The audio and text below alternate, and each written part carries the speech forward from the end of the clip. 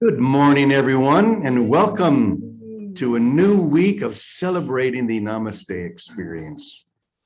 That's what we are here. We're here for the experience, right? Yes. We're not here to intellectualize and to try and understand conceptually that which could never be understood intellectually or conceptually. We are here for a direct experience. We could call it a mystical experience, a holy instant of grace. Tabula rasa. Tabula rasa, another way of saying it. And even those are all words. You could use 1,000 different words or expressions to point toward the experience, but that's all they do is point toward the experience. The words never can fully describe what my holiness already knows, what my holiness can and already has done. We can only come into the recognition of that, to recognize that which has always been true. And of course, we do that through each other, through our mighty companions, whether they realize they are our mighty companions or they don't. That makes no difference. You see, it's not just about coming into that divine resonance with people who think like us, people who use the same language as us, people who seem to be on the same level of us. That's not it at all. In fact, that is the actual judgment, thinking that you can know any of that. That is the actual judgment that will keep you stuck, that will keep you locked in place. But when you get to the point where you can see everyone, no matter what it looks like, no matter what they say or how it appears, to see everything and everyone in the same way through wholeness as one, and to be in that experience of oneness, that is when we transcend all of those definitions, all of those concepts. We simply find ourselves in that experience. And you'll know that you're there because it is wholly unlike anything that has ever gone before. There will be a lightness, there will be a vibrancy that the mind can never saddle like a horse. That's what we always try and do. That's what the ego wants to do. It wants to saddle the experience and ride it. In other words, it wants to be in control of it. When you saddle a horse, let's say you have this amazing stallion. It's wild, it's free, it's powerful. If you watch old movies, old cowboy movies, what do? They break the horse. They put a saddle on it. They need to calm it down, make it do the will of the cowboy, of the rider. And this is what we try to do with the spirit itself. We want to saddle it. I want to think that I can understand it, that I can control it, because somehow I know what needs to happen. My identity knows what needs to be, what needs to happen. And herein lies all of your problems. Herein lies the whole issue. Let go. Just get on that stallion bareback. Let it take you. The stallion is the Holy Spirit. All you need to do is to surrender to it. It knows where to go. It's going to take you on an adventure that you can't even begin to imagine. So let go and let it have its way with you. Because there is nothing that my holiness cannot do. Isn't that good to know? There's nothing that my holiness cannot do and hasn't already done. My holiness is the whole thing. It is the whole kit and caboodle. My holiness, unchangeable, unalterable, whole and complete right now. I may wander away from that experience, but it doesn't change. It remains the same. And my willingness to see that in everyone that I meet is the door that opens that allows me to know that. So this morning, I was looking at the back here at the board that says both the daily word, which is prosperity, and then the Course in Miracles lesson of the day, there's nothing my holiness cannot do. And I kind of remembered that the song that I did 6 years ago, when I was putting all of the lessons to music, I kind of remembered it as being a fun one. So we're going to start off with that song. I'm going to invite you all to stand up. We're going to do this. Let's do it right. Actually, let me first put us on share. And then let's go ahead and let's dance and feel the energy that there is nothing my holiness cannot do.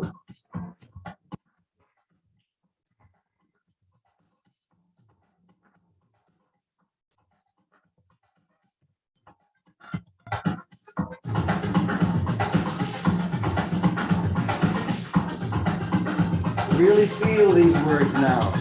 These are more than just words, it's an actual experience. There is nothing my holiness cannot do. There is nothing my holiness cannot do.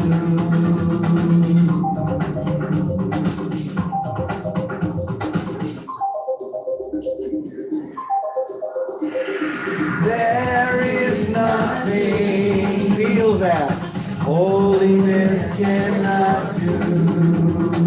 There is nothing my holiness cannot do.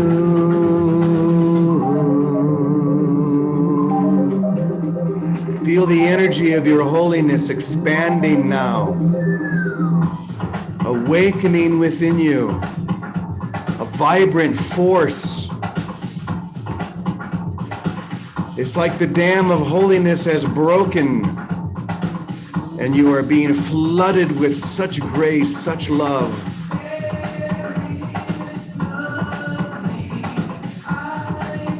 There's nothing I cannot do. There is nothing I cannot do. There is nothing I cannot do.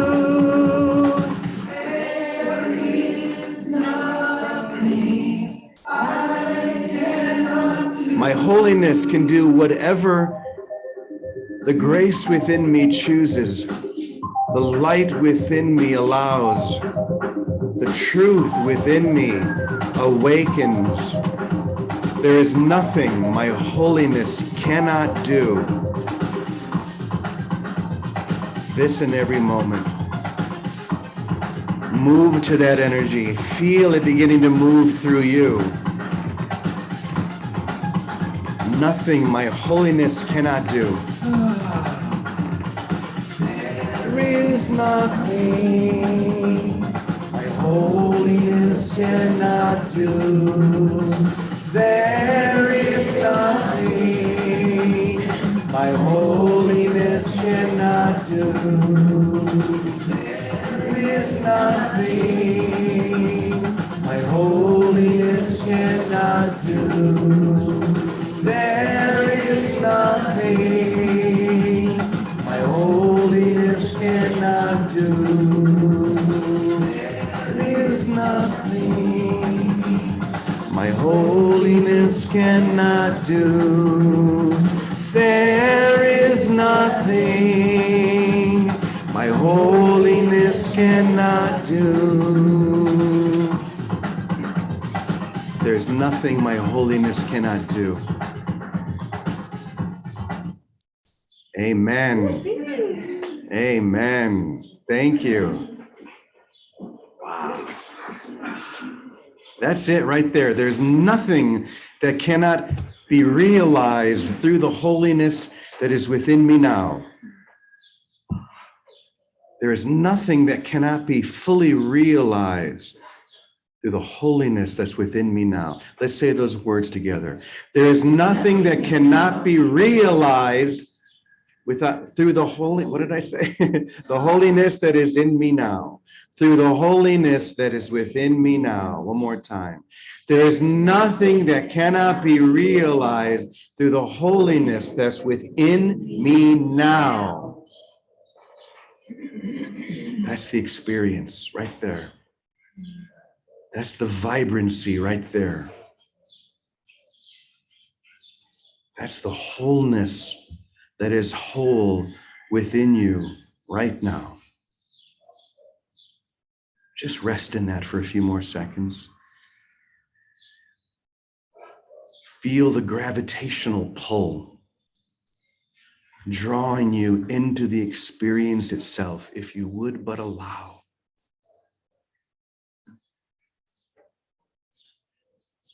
If you would but allow.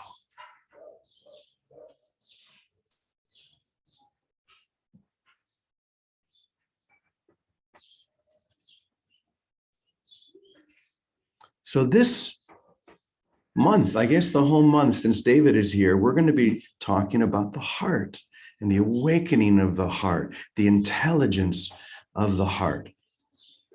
And we don't just mean the physical heart that pumps blood through your body. It's so much more than that.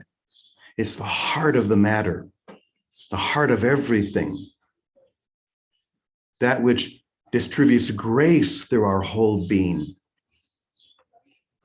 which helps us to realize the experience of wholeness, of oneness, not intellectually, to be in the actual experience of that.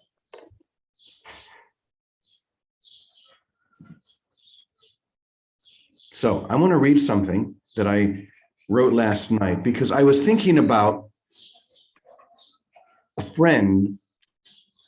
And this is always a tricky thing because we do have times in our life where we have people who teach us lessons. We notice things about ourselves through those around us. I'm going to mute everybody here. Someone seems to be unmuted. One moment. Okay. We notice things through, hey, Paul. I just saw a picture of Paul. Once again, we notice things through one another that teach us about ourselves. Does that make sense? Yes. So it's not about, oh, you did this. It's like, what have I perceived here that I can learn about me? Taking full responsibility. You know, I mentioned to a few people that this weekend beginning of the weekend, I was at the beach. I was with some dear friends, and one of them mentioned something that they remembered hearing Ken Wapnick say. Ken Wapnick was one of the original teachers of A Course in Miracles. And he said, there are really only two lessons from the Course that you need to get. The first is, I'm never upset for the reason I think. It never is what you think it is. It's never what seems to have triggered your upset. It's something deeper, right? Go there. And the other was, I can see this differently. How does it go? I can see peace instead of this. I can choose to see that which my heart desires, not that which separation is showing me. If we can just get those two lessons, but that first one, I'm never upset for the reason I think. If I see someone or I'm with someone who is doing something, saying something that triggers something in me, and I take full responsibility for that, I can learn a great lesson without judging them, but just using it to inform me of what's in my mind, because I'm the one who's choosing to see that, right? And so I had a friend who seems determined to be able to judge what is and what isn't non-dual, who is and who is not teaching the highest lesson, what source, what book, what teaching is on and what is off. And you can probably see where my mind was going with this. The idea that I can judge What happens when I judge who is and who isn't getting this, who is and who is not teaching this non-dual message? Who is it that really needs the correction? Why? Because a whole mind does not judge. A whole mind may learn how to go even deeper, but to point the finger at my friend and say, what are you doing? Don't you realize blah, blah, blah, blah? That would have been my lesson, just as it was his lesson, but I can't judge his lesson. It's informing mine. So I want to share this little bit that I wrote while I was thinking about that. It says, a mind that judges, good or bad, right or wrong, etc., whatever it is, a mind that judges is the mind that is caught in the spider web of illusion. The mind that judges anything is caught in a spider web. It doesn't even realize it. That's the real problem with it. The mind that is judging doesn't realize that it has caught itself in a spider web of illusion. A whole mind, on the other hand, has no need to judge what teaching or what teacher is non-dual or dual. It sees everything as one and accepts them all, regardless of how it appears, regardless of what the lesson is, regardless of anything. It sees everything as one. This is the experience of a whole mind. Why? Because their whole mind is indeed whole. It's not splintered. It's not split. It's as simple as that. Only a split mind judges what it can never understand. A whole mind doesn't need the intellectual filters that judge one person as a saint or another person as a sinner. A whole mind doesn't need any of that. They simply love, no matter what the appearance suggests. All they do is love, no matter what. So, if you find yourself using your mind to determine who is teaching the highest truth and who is not, stop it. Just stop it. It is you who needs correction, and you will find it only in your awakened heart. And when you realize it is you who needs correction, realize that joyfully. Be glad that you realize that. Yes, because now you've come to a point of deep, powerful realization that the problem and the solution are in one place, within my mind. If I find myself judging Ravi later today or anyone else, I have to take responsibility for that. I realize it's nothing to do with Ravi. It's only my own mind refusing to get this lesson. How many of you have seen the great Bob Newhart sketch? Stop it. Has anyone here not seen it? Should we be reminded? Because how about you? Yeah, I'm going to put you guys in gallery real second. Okay, so raise your hand in the Zoom room if you want to see a Bob Newhart sketch. That's a lot of hands. Okay. All right. So I'll see if I can do it. I just showed something from YouTube, so I may as well show something else. So Bob Newhart, stop it. Oh wait, that's still on mine. Hold on. I'll do one more thing. All right, now we can do it.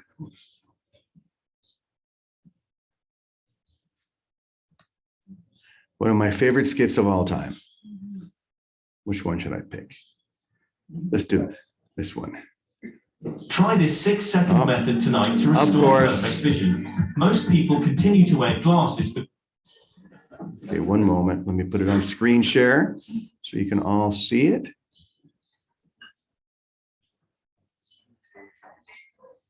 There we go. Okay, everybody, here we go. Enjoy this. Dr. Switzer? Yes, come in. I'm just washing my hands. I'm Catherine Bigman. Janet Carlisle referred me. Very long. Yes, that's me. Should I lay down? Oh, no, we don't do that anymore. Just have a seat. And let me tell you a bit about our billing. I charge $5 for the first 5 minutes. And then absolutely nothing after that. That sounds great. Too good to be true, as a matter of fact. Well, I can almost guarantee you that our session won't last the full 5 minutes. Now, we don't do any insurance billing, so you would either have to pay in cash or by check. Wow, okay.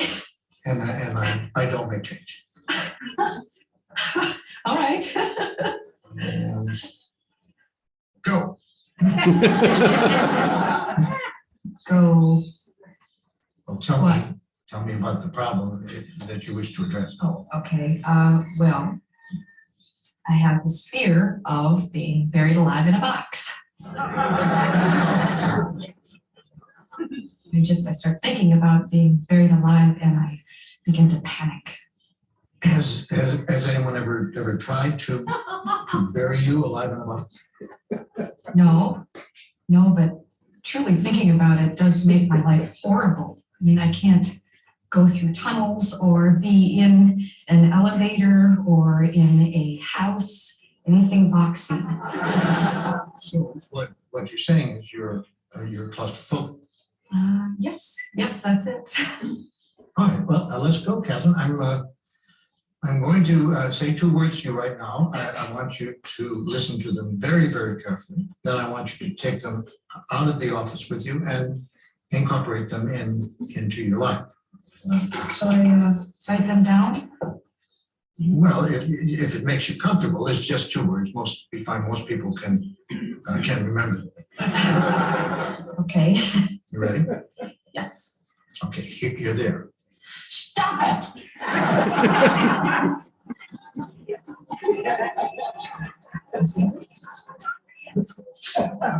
Stop it? Yes, S-T-O-P, new word, I-T. So what are you saying? You know, it's funny. I say 2 simple words, and I cannot tell you the amount of people who say exactly the same thing you're saying. I mean, this is not Yiddish, Catherine. This is it. Stop it. So I should just stop it. There you go. I mean, you don't want to go through life being scared of being buried alive in a box, do you? I mean, that sounds frightening. Stop it. I can't. I mean, it's been with me since childhood. No, we don't go there. Just stop. So I should just stop being afraid of being buried alive in a box. You got it. Good girl. Well, it's only been 3 minutes, so that will be $3. Okay. But I only have a 5, so. Well, I don't get change. Okay. Stop it. You get the idea, yeah? That's a very funny skit, but there's such truth to that, isn't there? Just when you realize that you are judging anyone as higher, lower, bigger, better, worse, dual, non-dual, stop it.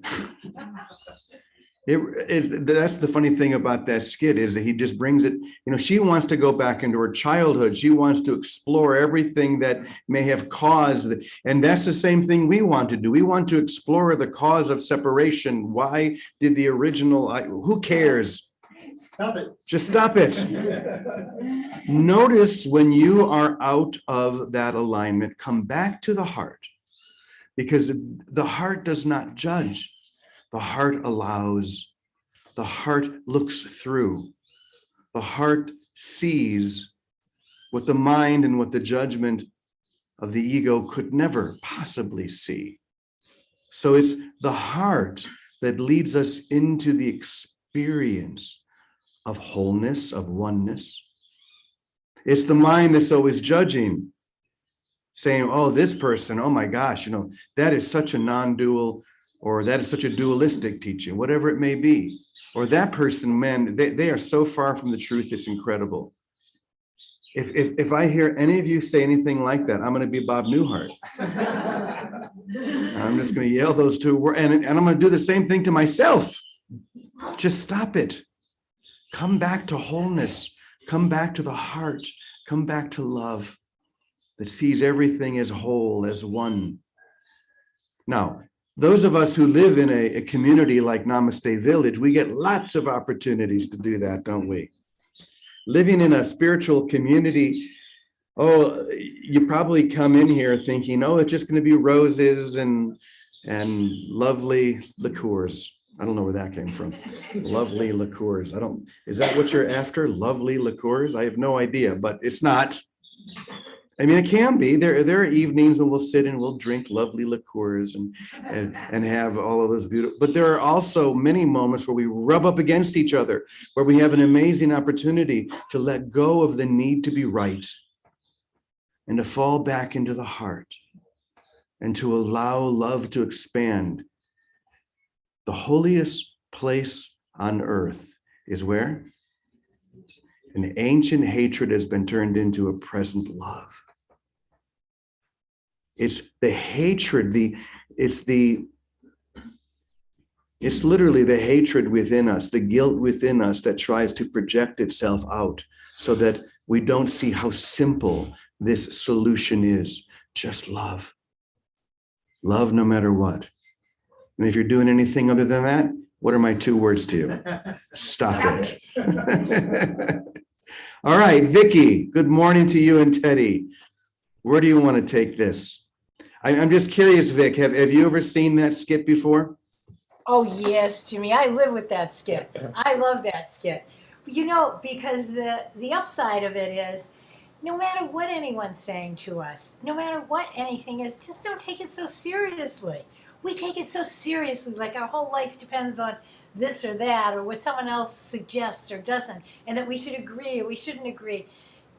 I just find take everything lightly and take the brother in front of us wholeheartedly. Love whoever's there, especially doing spiritual work. Many of us have seen many brothers who say, oh, listen to this one, listen to that one. They know what they're doing, they don't know what they're doing, whatever. This one's this. And all I do is I listen and I take what they say lightly. Because what I'm to take is always going to trigger in me. It will either be, when the babe jumps in the womb of Elizabeth's womb like that, it'll leap up. There'll be a grace that, ooh, I better check that out. That is something that opens my heart. Or maybe it will be a trigger where I want to judge my brother. And it's a place for me, don't take it so seriously. Just love your brother. Thanks for coming and having tea with me. Who cares who thinks the world is real or the world isn't real or this or that or dual or not? Who cares? I love you. That's all. And if we're to be called together to discuss this or do that, we'll be brought back into a stream together. Because love is the gushing stream. If we keep the window of love open, wherever we're meant to be with or without anyone or anything, or come into a better realization of something ourselves, we'll come into it. We'll come into it because the way is love. The way is love. And lightly, it's like welcome everything. Oh, they like this, they don't like this. I just find, take it all lightly. Welcome it all in. And receive the brother, not the information, because that happens a lot. It's called spiritual bypass. When spiritually, we get some level of experience, and then we think we can tell everybody everything. It's just like we're kids in a schoolyard. So what? Just love each other. That was the bottom line. Because you're never upset for the reason you think. So if we just receiving, and it is, so I learned all this, I would say, being a mother with a child. Whenever our son Teddy, whenever he would tell me, oh yes, Teddy, tell me more. It would be not like, oh no, Teddy, you don't know this, you don't know that. I'd say, oh honey, that's wonderful. Thank you. What else are you learning? Or it's like, because you receive the being with open heart, open arms, with love. That's all we're asked to do. And take lightly all the informational stuff. And it won't matter. We're going to get where we're meant to get because love will guide us there through whatever right or wrong obstacles seem to be, appearing. So take it all lightly and love your brother. That's it. Good advice. We could just live with that. Boy, things would get real easy, wouldn't it? Take it lightly and love everyone, no matter what. Right now. Right now, this very moment, especially when you're triggered, that's when it becomes tricky. Why? Because we want to be right. I'm right about this. I know. Relax, fall back into the not knowing, fall into the known, not the I know. You are known. The truth within you is known by love itself. Relax into that. And then the rest of it just disappears. So Teddy, where do you want to go with that? Well, I'm laughing because I think I know what you were talking about. I mean, a little bit of Paul Selig this morning, I think. But there's something in the Course, and it's the closest thing that Jesus comes to saying your judgments. I mean, he talks about judgment all the time and said, don't judge. But there's a point in which he says, is it useful or not? What's your purpose? And is what's being said to you useful or not? That's all. It's not about judging your brother. We're all whole and perfect. You can look at it in a different spot, learning whatever they need to learn.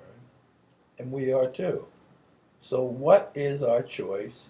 What is our purpose? What have we decided it is? And then, is what's going on useful to you learning that purpose or not? That's it. You don't have to judge it. You just ask, is this helpful? Helpful? That's cool. If it's not, that's cool too. But that doesn't change who your brother is, or what he is, or who he was created by, and his purpose as well. We all have a single purpose here. When we remember it, we remember it. Is anything we're reading, listening to, somebody we're talking to, is it useful? Is it helpful in learning what it is you want to learn? That's it. Yeah, I like that. Thank you, Teddy. You know, my dear brother who sparked this within me, helped me to look at this. So I've been a Course in Miracles student for close to 30 years.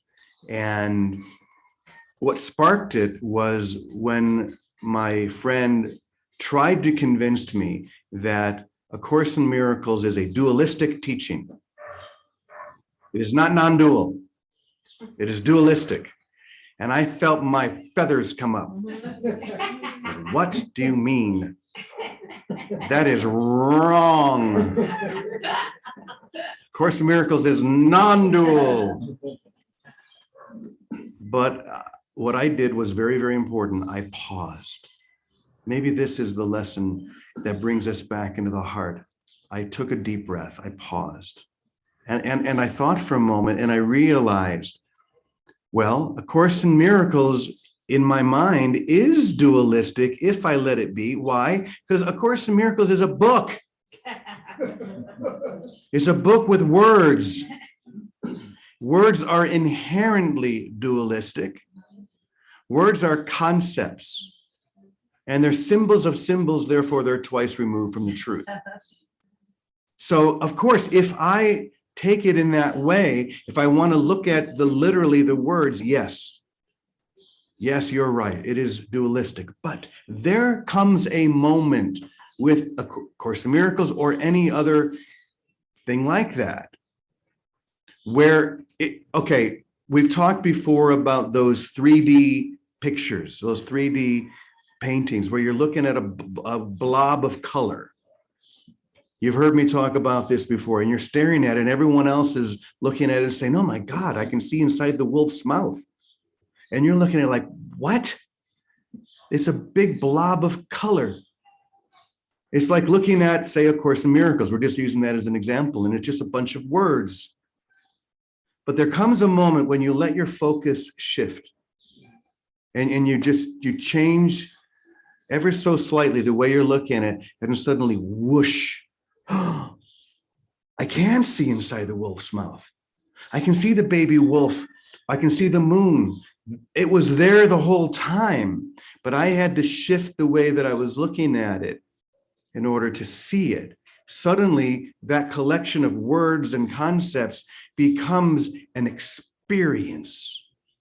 It brings me, it takes me above it all. And now the idea or the question, is it dualistic or non-dualistic? That's left behind. Because now I'm in the experience of reality itself. So if that's useful, great. If not, that's okay too. But we all do come to that point in one time or another where that swish, where we change the focus, we see something that was there the whole time. Now we're in the experience. So allow the experience. Don't get caught in the words. Don't get caught in the concepts. You'll be wrong every time. But if you allow the experience to take hold, you'll realize it is right every time. Vicky and Teddy, anything else you'd like to say?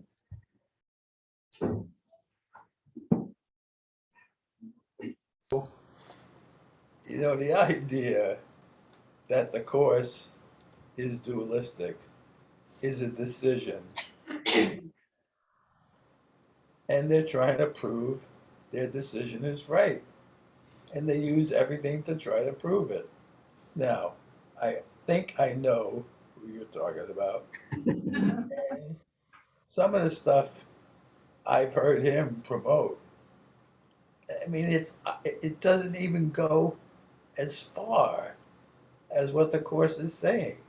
It remains the Course as well within the ego framework, and it's trying to prove a particular thing. And everything he posts is trying to do that. But he's made a decision, and he's unwilling to let go of the decision. That's not what open-mindedness is. Open-mindedness is the willingness to entertain what's going on without judgment. And if you have a judgment that the Course is dualistic, then you're looking for proof. That's it. And you'll find it. Of course. You can find it right in the book. Words, the Course is written within the ego framework. That's the only place we need anything to help us out of the ego framework. That's all. The experience out of the ego framework is one of singularity and all of us being one. That's it. It's just interesting the way what people do. Well, the need to be right is very strong within the ego framework. But what we don't realize is that all it does is reinforce itself, the ego framework, instead of dissolving. That's why the spiritual process always begins with surrender. Let go. I don't need to know the answer. I can just surrender into the answer. I can then trust, as I let go, that there is one who will come and fill those spaces. And then gratitude. I can be grateful for every moment, no matter what, exactly as it shows up. So surrender, trust, and gratitude. Living in the I don't know. I don't need to know, but I can be known. Do you see the difference? I don't need to know, but I can be known. And as I am known, and as I allow that knowingness to spread out and to include all of my brothers and sisters. Once again, no matter what, as it includes everyone, my heart opens and I see that which could never be seen by the egoic split mind that is judging and wanting to be right. I see that there's only one thing happening here, and that's love, love itself. So open your eyes, allow the experience to take hold, and it will. All we need to do is to let go, surrender, and we'll realize that it never let go of us. It never even let go. So thank you. What a great way to begin our week. Vicki, Teddy, all of you. I hope all of you were here for Reverend David's talk yesterday. He gave a beautiful launch pad into the experience of the heart. And for those of you who live here at Namaste at 10 o'clock, about another 20 minutes, David's going to be going even deeper. So I hope you can join for that. Unfortunately, we won't be doing it on Zoom, but you guys will feel it because you're included no matter what. Or it may just be a good reason for you to come and live here. But we love you. Let's go ahead and we'll close with our final prayer of protection. Here we go. The light of God surrounds us. I am the light of God. The love of God enfolds us. I am the love of God. The power of God protects us. I am the power of God. The presence of God watches over us. I am the presence of God. Wherever we are, God is, and all is well. And so it is. Happy Monday. We love you all. Have a beautiful Monday. See you tomorrow. I love you, James. Thank you.